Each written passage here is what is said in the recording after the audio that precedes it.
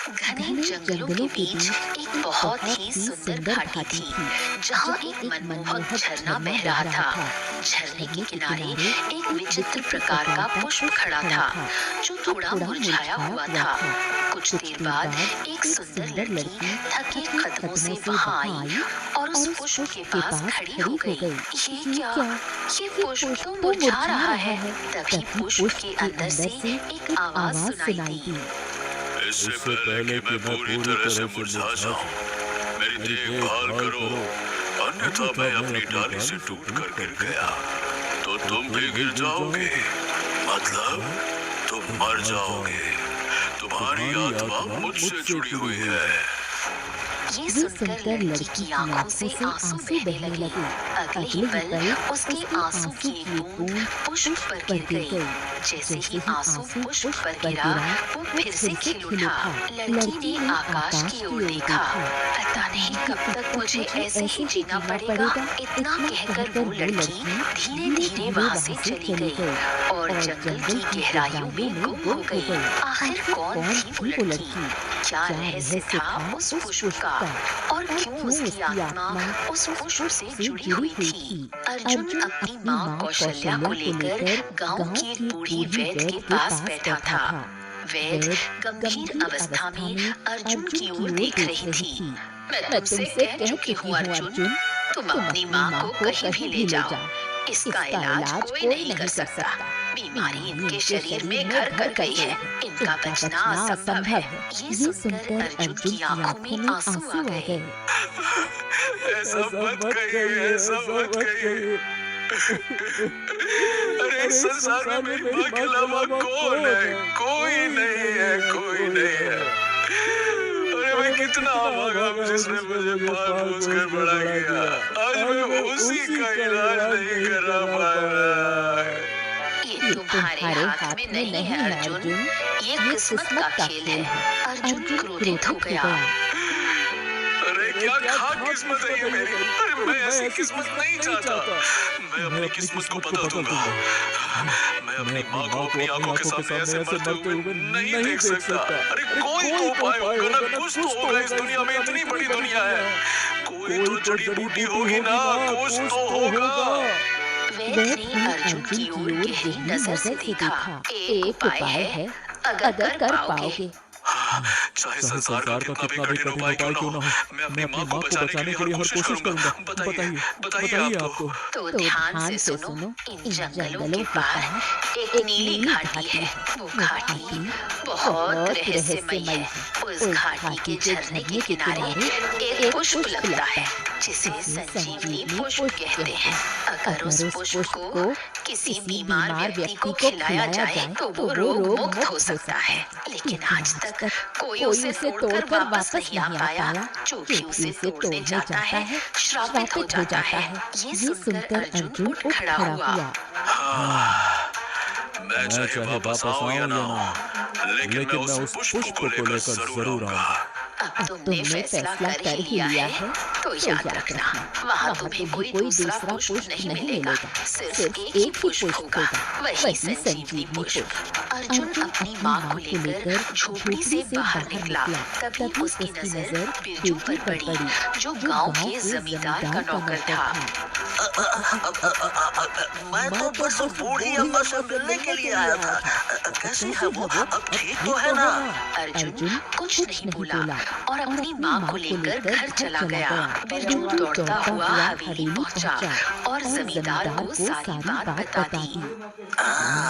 जमींदार जी, संजीवनी पुष्प का मतलब समझ रहे हो? अरे अगर अर्जुन वो पुष्प ले आया तो उसकी माँ ठीक हो जाएगी। तो इसमें खुश होने वाली क्या बात है?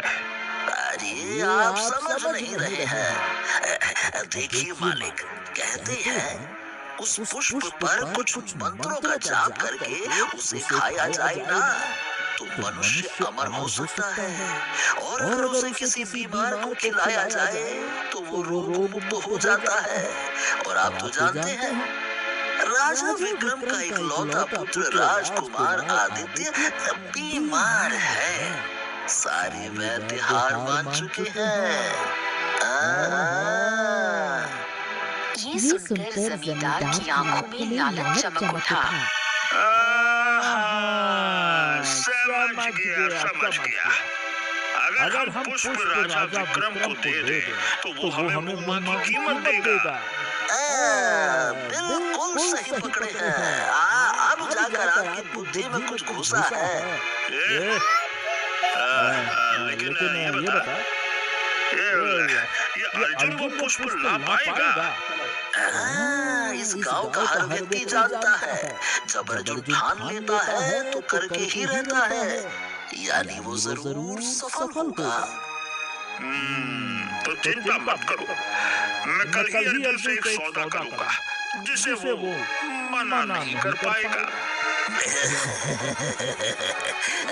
और मालिक, मेरा हिस्सा? ठीक है, जब सौदा होगा तो तुम्हें 10% का मुनाफा मिलेगा, है ना? चिंता मत करो। ये सुनकर बिरजू खुश हो गया और वहाँ से चला गया।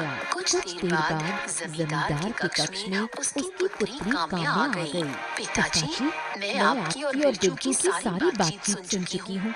आपको शर्म नहीं आती अर्जुन से इस तरह का सौदा करने की बात करते हुए?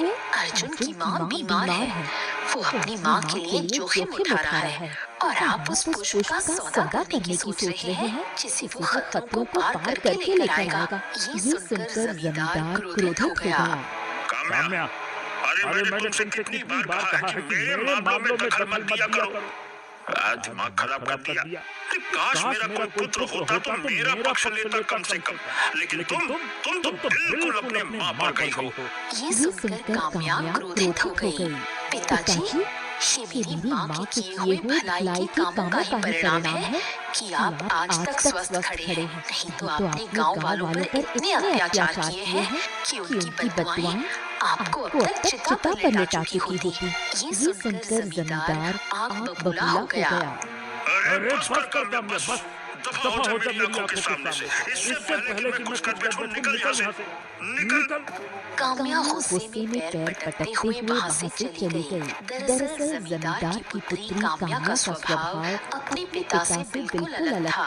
जहाँ जमींदार अत्याचारी स्वभाव का था, वहीं काम्या दयालु थी और गांव वालों की सहायता करती थी।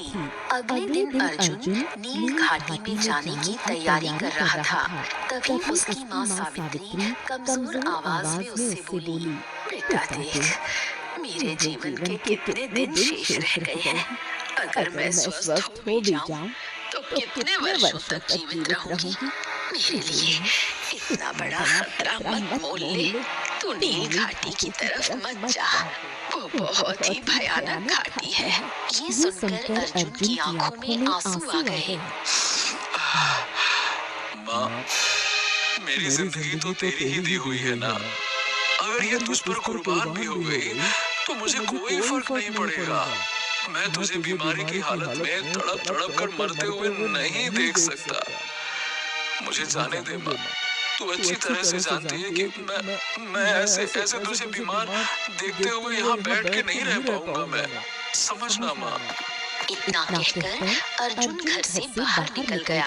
जैसे ही अर्जुन घर से बाहर निकला, तभी वहाँ जमींदार बिरजू के साथ पहुँचा। जमींदार को देखकर अर्जुन चौंक गया। आराम से थामा। मुझे देखकर इस तरह से चौंकने की जरूरत नहीं है अर्जुन।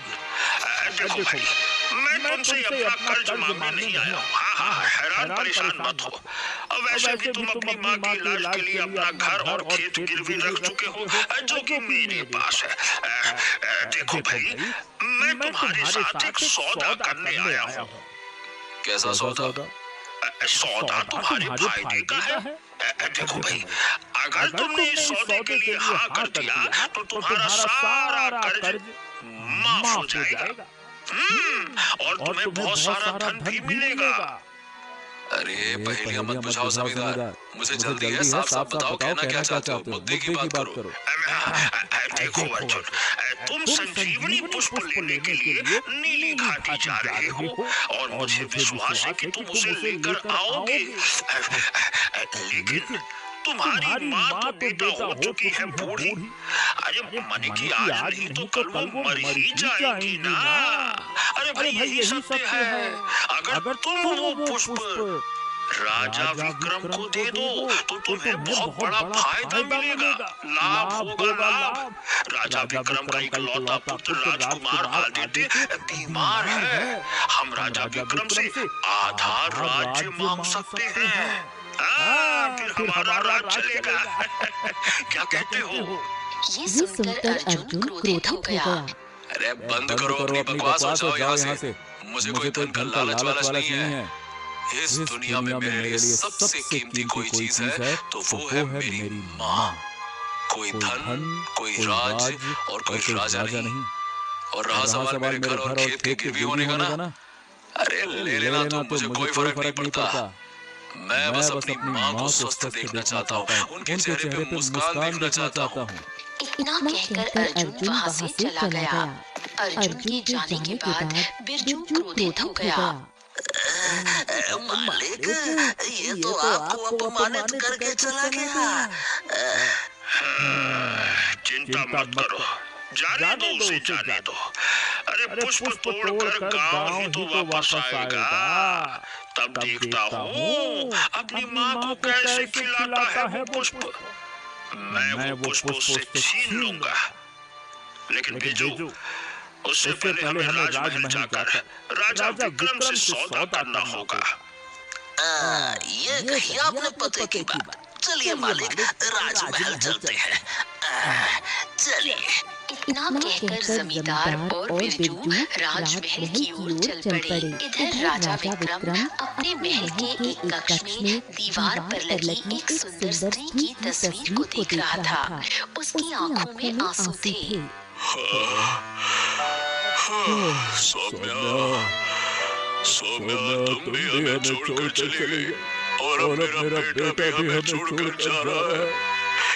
लोग हमें इस राज्य का राजा कहते हैं, लेकिन मैं ना अपनी रानी को बचा सका और ना ही अपने पुत्र को बचा पा रहा हूँ। तभी किसी ने राजा विक्रम के कंधे पर हाथ रखा। राजा विक्रम पीछे मुड़ा तो देखा मंत्री वहाँ खड़ा था।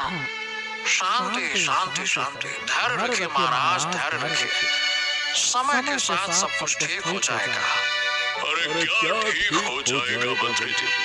सब कुछ तो हमारे हाथ से फिसलता जा रहा है रेत की तरह। पहले बेटी चली गई और अब बेटा भी चला जाएगा। ऐसे तो करके हमारा वंश ही समाप्त हो जाएगा।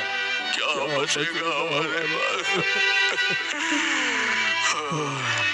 इतना कहकर राजा विक्रम की आंखों से आंसू बहने लगे। वो तेज कदमों से वहाँ से निकलकर राज सिंहासन पर आकर बैठ गया।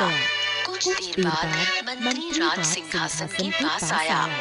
महाराज, धौलपुर गांव का जमींदार आपसे मिलना चाहता है।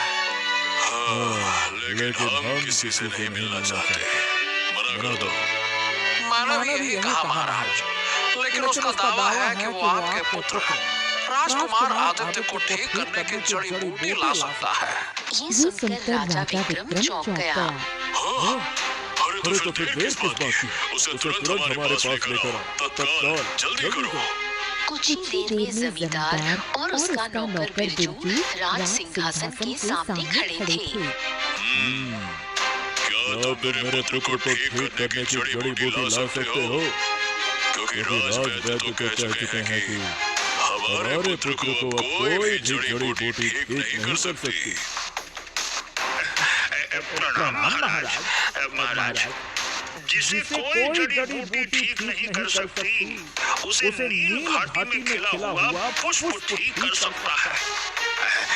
अब वो बड़ा ही रहस्यमयी और विचित्र पुष्प है महाराज। उस पुष्प को खाने से कोई भी रोगी रोग मुक्त हो सकता है महाराज। अरे वाह, अरे क्या बात है। अगर ऐसी बात है तो हम अभी राजवैद्य को यहाँ बुलवाते हैं और पता करते हैं। लेकिन हाँ, अगर तुम्हारी बात झूठ निकली तो तुम अंजाम जानते हो ना मंत्री जी। कुछ देर बाद राजवैद्य वहाँ उपस्थित हो गया। बताइए राजवैद्य जी, क्या नील घाटी में खिला हुआ पुष्प हमारे पुत्र को ठीक कर सकता है? हाँ, बिल्कुल महाराज। केवल वही पुष्प आपके पुत्र की बीमारी को ठीक कर सकता है। ये सुनकर राजा विक्रम चौंक गया। ओहो, तो फिर तुमने हमें पहले क्यों नहीं बताया राजवैद्य? राजवैद्य ने नजरें झुका ली। महाराज, बरसों से लोग उस पुष्प को तोड़ने का प्रयास तो करते हैं, खास तौर पर अमरता प्राप्त करने के लिए, लेकिन जो भी उस पुष्प को तोड़ने गया वो श्रापित होकर हमेशा के लिए गायब हो गया। इसीलिए मैंने आपको इसके बारे में बताना उचित नहीं समझा। क्षमा करें महाराज। ये सुनकर राजा विक्रम जमींदार की ओर मुड़ा। ये बताओ, तो फिर हम उस पुष्प को कैसे ला सकते हैं? महाराज, ये तो मेरा काम है। कुछ ही दिनों में मैं वो पुष्प आपके सामने लाकर दे दूंगा, लेकिन उसके लिए मुझे कुछ चाहिए महाराज। अरे बोलो, तुम्हें क्या चाहिए? बोलो। जमींदार ने पहले बिरजू की ओर देखा, फिर राजा विक्रम की ओर मुस्कुराते हुए बोला, महाराज, मुझे कुछ ज्यादा नहीं चाहिए, बस मुझे आधा राज्य चाहिए महाराज। ये सुनकर राजा विक्रम बिल्कुल भी नहीं चौंका। तुमने बहुत छोटी चीज मांगी है। अपने पुत्र को बचाने के लिए अगर तुम हमसे पूरा राज्य भी मांगते तो हम खुशी खुशी दे देते। लेकिन क्योंकि तुमने आधा राज्य मांगा है, तो ठीक है, हम तुम्हें वचन देते हैं कि तुम हमें संजीवनी पुष्प ला दो और हम तुम्हें आधा राज्य देंगे। जाओ। जी, प्रणाम। ये सुनकर जमींदार मुस्कुराया और बिरजू के साथ वहाँ से चला गया। राजमहल से बाहर निकलते ही बिरजू ने जमींदार से कहा, अरे मालिक, भला क्या जरूरत थी आधा राज्य मांगने की? अरे पूरा ही राज्य मांग लेते। ये ससुरा यही तो गलती हो गई। अरे मुझे क्या पता था कि वो अपने पुत्र से इतना प्रेम करता है कि पूरा राज्य देने को तैयार हो जाएगा। खैर, छोड़ो, पहले आधा राज्य हाथ में आ जाए और फिर कोई चाल बाल चलकर आधा बचा हुआ राज्य भी अपने कब्जे में ले लेंगे। चलो चलो। इतना कहकर जमींदार और बिरजू वहाँ से चले गए। इधर अर्जुन घने जंगलों को पार करता हुआ आगे बढ़ रहा था। काफी देर बाद उसे एक धुंध से भरी घाटी दिखाई दी। लगता है यही वो नील घाटी है, क्योंकि सुना है कि यहाँ बहुत भयानक कोहरा रहता है। ठंड भी है। अर्जुन उस घने कोहरे को पार करने का प्रयास करने लगा। ठंड बहुत बढ़ गई थी। कोहरा इतना घना था कि अर्जुन को सामने कुछ भी दिखाई नहीं दे रहा था। अचानक अर्जुन का सिर एक वृक्ष से टकरा गया और वो बेहोश होकर जमीन पर गिर पड़ा। कुछ देर बाद जब अर्जुन की आंख खुली तो उसने अपने आप को एक सुंदर झोपड़ी में पाया। उसके सामने एक सुंदर लड़की खड़ी थी। अर्जुन उठने का प्रयास करने लगा, लेकिन तुरंत फिर से गिर पड़ा।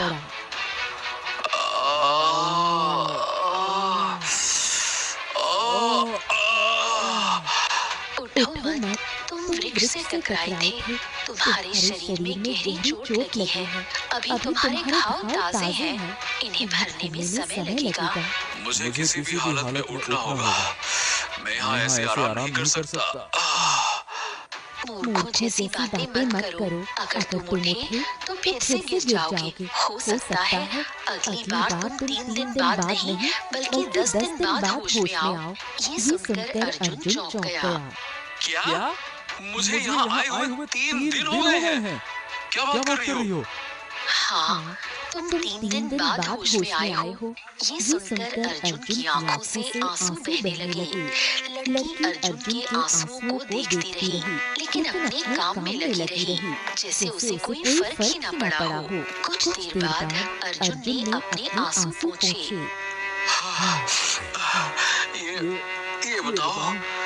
कौन हो तुम? मेरा नाम राधा है। मैं नील घाटी के जंगल में रहती हूँ। बस इससे आगे मत पूछना कि मैं यहाँ क्यों रहती हूँ या मेरे माता पिता कौन है। अर्जुन कुछ नहीं बोला और अपनी आंखें बंद कर ली।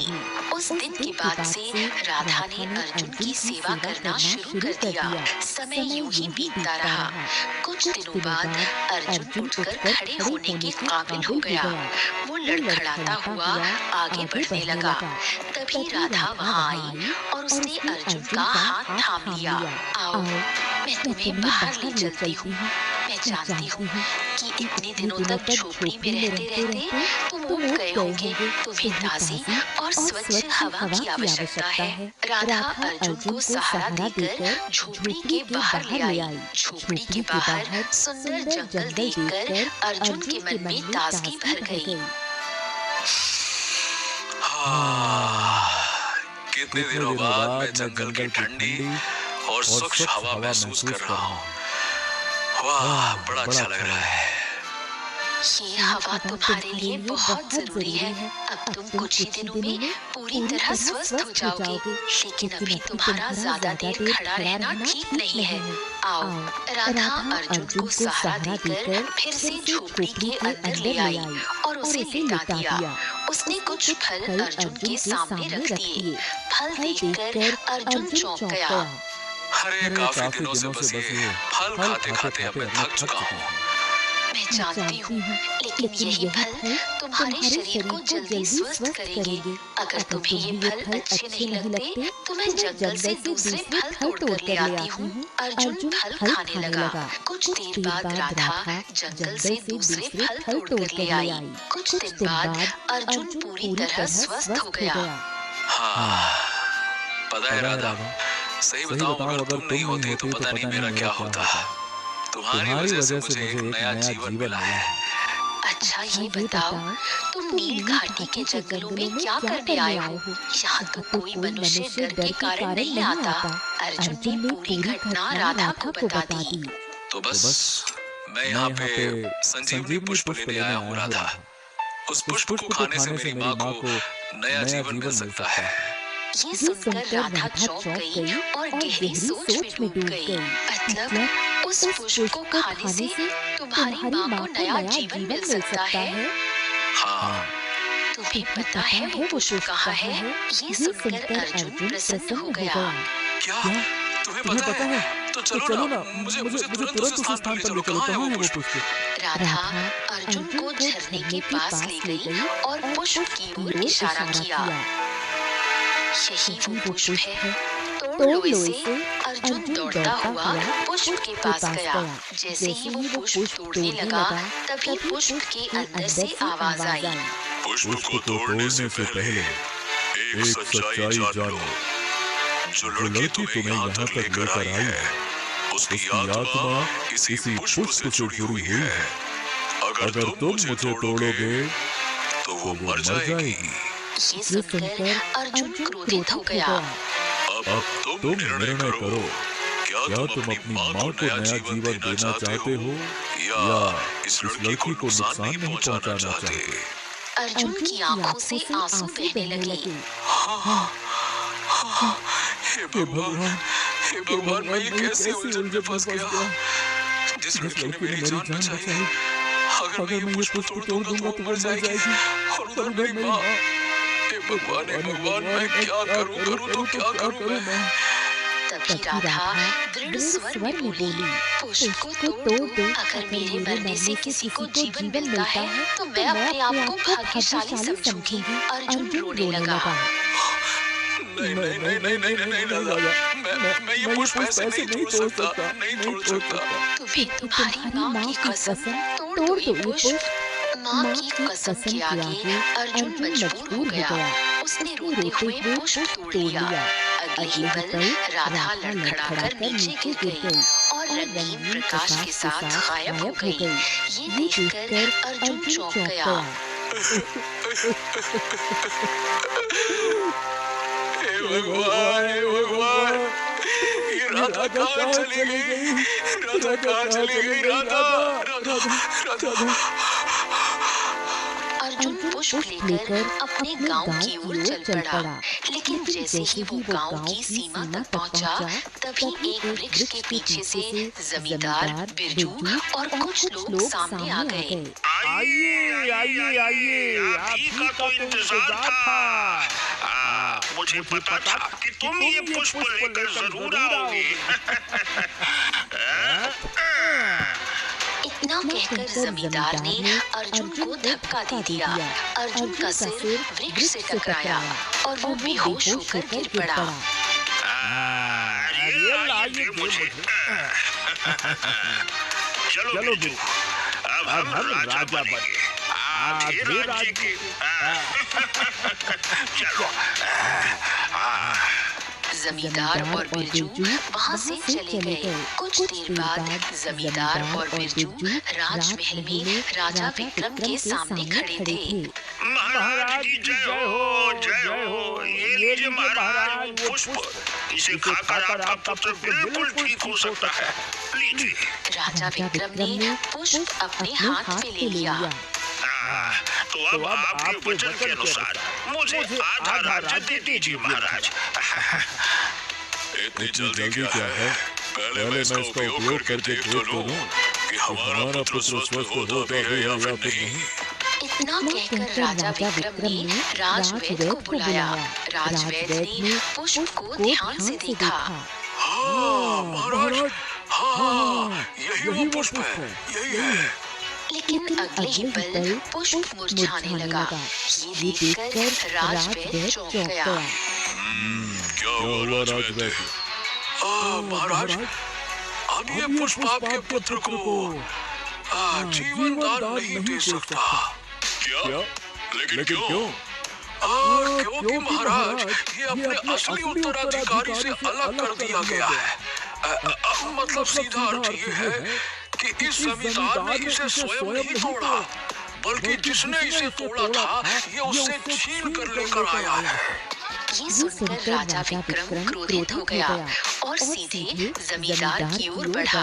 कुछ देर बाद राजा विक्रम क्रोधित अवस्था में जमींदार के सामने खड़ा था। जमींदार, सीधी तरह से बताओ कि ये पुष्प तुम कैसे लेकर आए हो? झूठ तो बोल मत। महाराज, ये पुष्प मैंने स्वयं तोड़ा है महाराज।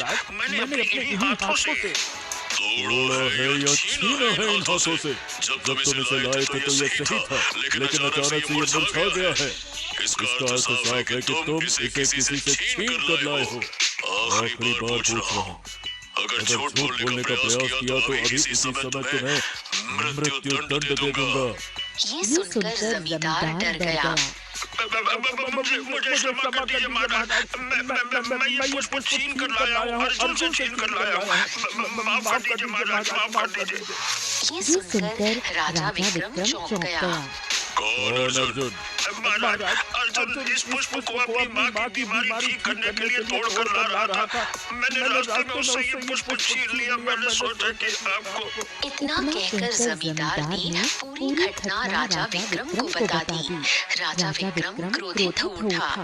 सैनिकों, जमींदार और उसके नौकर को बंदी बनाकर कारागार में डाल दो। ले जाओ इसे। सैनिक तुरंत जमींदार और बिरजू को पकड़ कर ले गए। इधर अर्जुन बेहोशी की अवस्था में पड़ा हुआ था। तभी किसी ने उसके मुंह पर पानी डाला। अर्जुन उठकर बैठ गया। उसने देखा कि एक सुंदर राजकुमारी उसके सामने खड़ी थी। कौन हो तुम? कौन हो? तुम भी बड़े विचित्र हो। पिछली बार मिले थे तब भी तुम बेहोशी की अवस्था में थे और इस बार भी। आखिर तुम हो कौन? मेरा नाम राजकुमारी सौम्या है। मैं वही राधा हूँ जो तुम्हें जंगल में मिली थी। ये सुनकर अर्जुन चौंक गया। क्या? लेकिन उस समय तुम्हारा रूप तो कुछ और था। क्योंकि मैं शापित थी। कुछ समय पहले मैं नील घाटी के पुष्प को अमर होने के लिए तोड़ने गई थी। तभी नील घाटी के देवता प्रकट हुए और उन्होंने मुझे एक साधारण लड़की बना दिया। उन्होंने कहा था कि मेरे प्राण इस पुष्प से जुड़ जाएंगे जब कोई सच्चे मन वाला मनुष्य अपने प्राणों का बलिदान देने को तैयार होगा, तभी मैं इस श्राप से मुक्त हो सकूंगी। तुम्हारी वजह से ही मैं इस श्राप से मुक्त हुई हूँ। ये सुनकर अर्जुन की आंखों में आंसू आ गए। हे भगवान, लेकिन वो पुष्प तो जमींदार छीन कर ले गया मुझसे, मेरे पास नहीं है। चिंता मत करो, इस राज्य के राजा विक्रम मेरे पिता हैं। वो पुष्प अभी राजमहल में ही होगा। राजकुमारी सौम्या अर्जुन को लेकर तुरंत राजमहल पहुंची। राजा विक्रम ने अपनी पुत्री को देखा तो वो चौंक गए। उनकी आंखों में आंसू भर आए। मेरे बेटे, हमारे बेटे, हमने आपको कहा नहीं ढूंढा, हमें लगा था कि आप हमें कभी नहीं मिलेंगे। कैसे हो बेटा, कहाँ थी, कैसे थी? राजकुमारी की आंखों में आंसू बहने लगे। उसने शुरू से लेकर अंत तक सारी घटना अपने पिता को बता दी। पिताजी, अर्जुन की वजह से ही मैं श्राप से मुक्त हुई हूँ। ये सुनकर राजा विक्रम ने तुरंत वो पुष्प अर्जुन को दे दिया। जैसे ही पुष्प अर्जुन के हाथ में आया, वो फिर से खिल उठा। ये देखकर राजा विक्रम की आंखों में आंसू आ गए। जाओ, इसे अपनी माँ को खिलाकर पहले उन्हें स्वस्थ कर लो। शायद हमारे भाग्य में हमारे पुत्र का जीवन नहीं लिखा है। जाओ, ले जाओ। राजा विक्रम की आंखों में आंसू देखकर अर्जुन कुछ देर तक शांत खड़ा रहा। महाराज, मैं ये पुष्प अपनी माँ को नहीं, बल्कि आपके पुत्र को खिलाऊंगा। मेरी माँ की किस्मत में जो होगा देखा जाएगा महाराज, देखा जाएगा।